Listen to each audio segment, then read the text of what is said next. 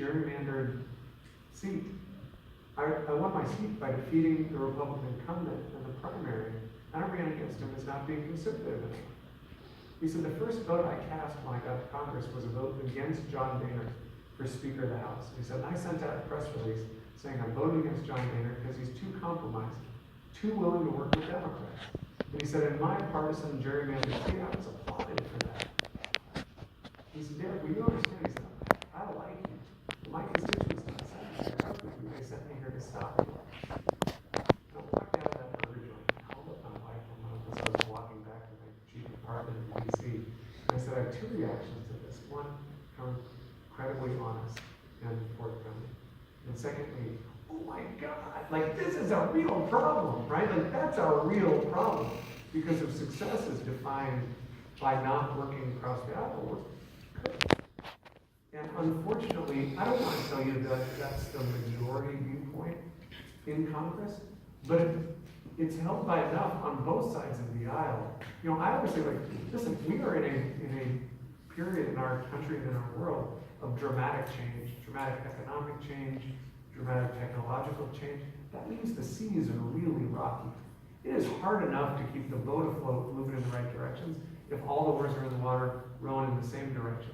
It is near impossible to have, you know, if a good chunk of the oars are out of the water, beating each other over the heads. That's a problem.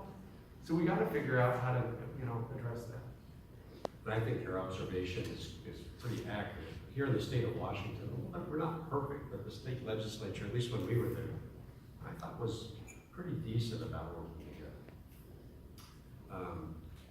I agree with Derek. One of the dynamics that is in place, I think, lends itself to just what he's talking about. I'm all for transparency in government. Don't get me wrong. I think the sunlight is good, and you guys, the American people, needs to know what their Congress is doing. But on the other hand, when there's a television camera pointed at every speech that's ever made in Washington, D.C., it lends itself to people just talking for the next campaign, or wanting to make sure that they get sound bites recorded that are going to be, you know, good for the base and all that kind of stuff. So, you know, it's a double-edged sword.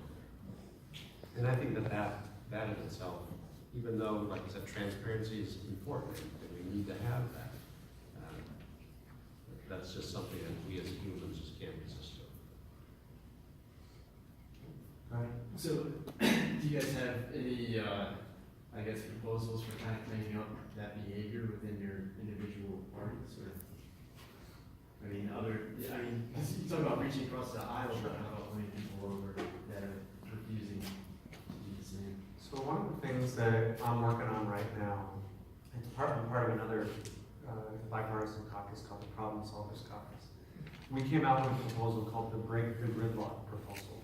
You can Google it, it's online, it's all available.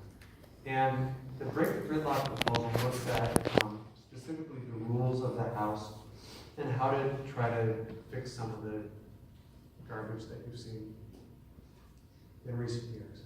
Some of it's super wonky and a bit in the weeds. But are you interested? I can give you some examples. Okay. So some of this things like if there is a proposal that has broad bipartisan support.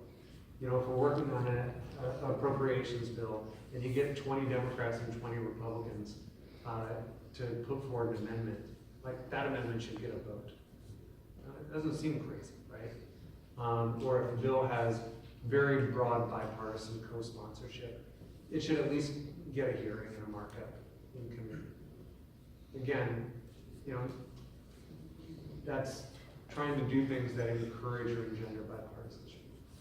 Some of it's like committee hygiene,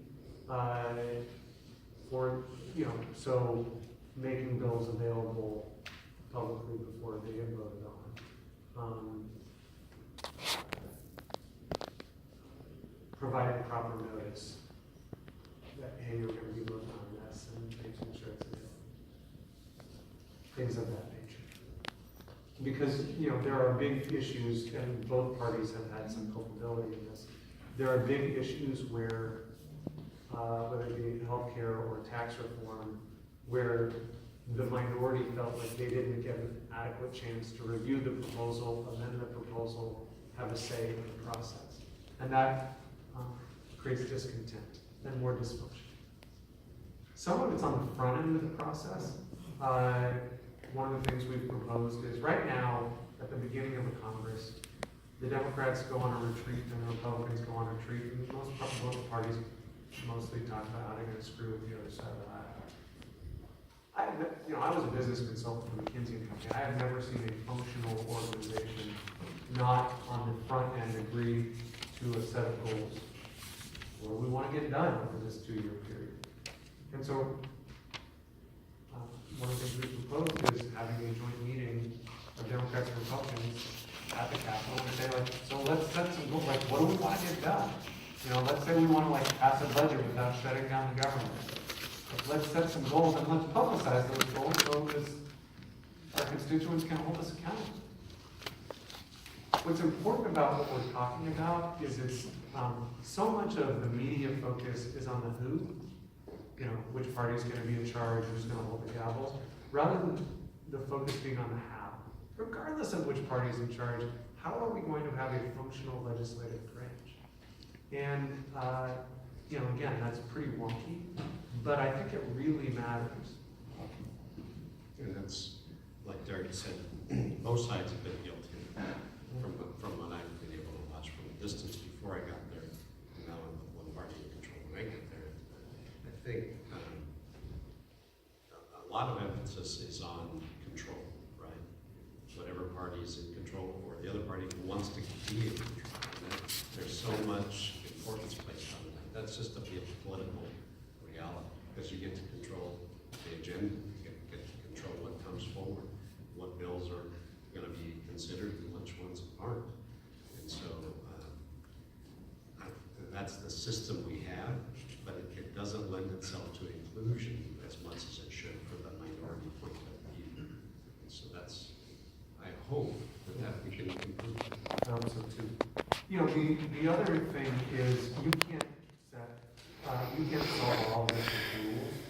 Some of it's just basic norms, right? And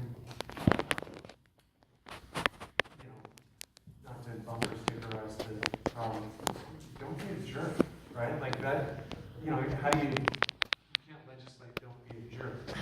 But Many people try. yeah, as tempting as it is. So we don't know what's going to happen in November. We don't know what's going to happen in January. My hope is that regardless of which party is in charge, there's some thought put into how would I want to be treated? Like, if I had a proposal that had broad bipartisan support, wouldn't I want that to be considered?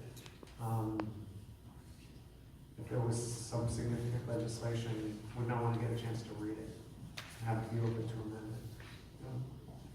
What I like about this reform effort that we're talking about is some of it's set on rules, but some of it's just basic norms of civility and how you would want to be treated. Yes, sir. So I want to tap into your comment about norms. So having been a teacher and a principal in K-12 for many years now in higher ed, first of all, I commend you both of you for doing this. This is a significant thing, I think, culturally, that we need to be able to have out there in front. I've been concerned that because the prioritization, not necessarily not putting blame of things, but the shift in the K-12 system to reading and writing solely, minimizing everything else, including social studies and civil studies, has been a significant factor. You're 5 to 10 years away from having people in Congress that have no understanding